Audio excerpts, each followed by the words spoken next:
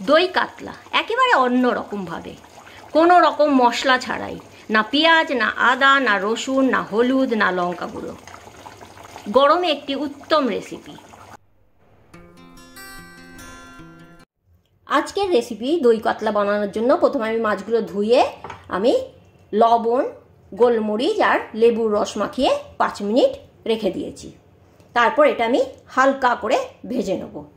আর রেখেছি টক দই ফেটিয়ে, তার মধ্যে আমি 8 চামচে ময়দা দিয়ে ফেটিয়েছি টক দইটাকে, যাতে না টক দইটা আমার কেটে যায়।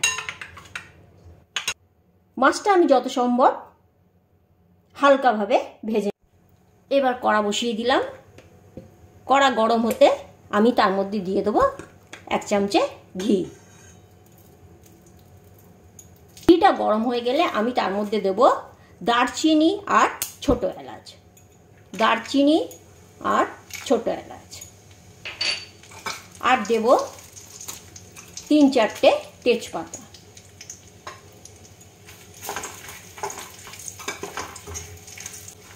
ফোড়নটা হয়ে এলে আমি দিয়ে দেবো ফেটিয়ে রাখা দইটা।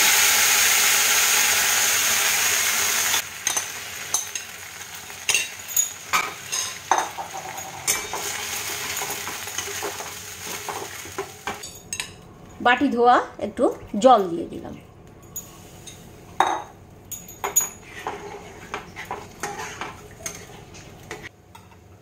একটু ফুটে উঠলে এর মধ্যে দেব লবণ। আমি কিন্তু এতক্ষণ লবণ ব্যবহার করিনি। আর দেব, যেহেতু দইয়ের রেসিপি, আমি দেব একটু চিনি।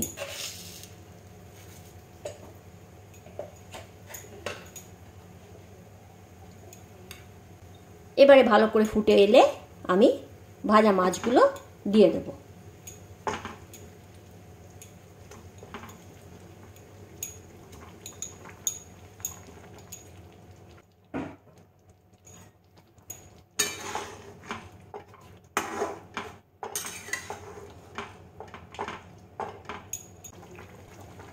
দেব আগে থেকে ভিজিয়ে রাখা কিশমিশ।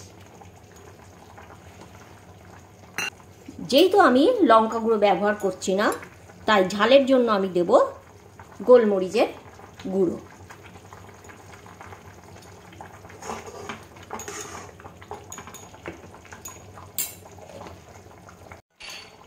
মাছ দেওয়ার পর আমার ফুটে গেছে আর ঝোলটাও ঘন হয়ে এসছে।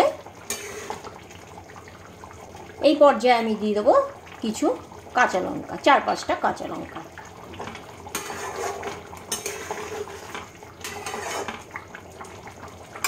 এবার দেব আমি ওপর থেকে জায়ফল গুঁড়ো।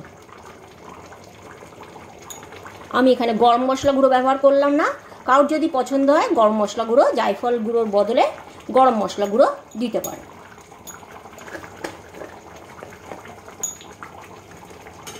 ব্যাস আমার তৈরি অতি সহজ উপায় একটা অসাধারণ দই কাতলা রেসিপি, কোনো রকম মশলা ছাড়াই।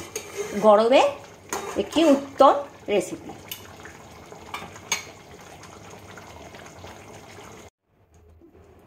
সম্পূর্ণ মশলা ছাড়া আমার দই কাতলা রেডি।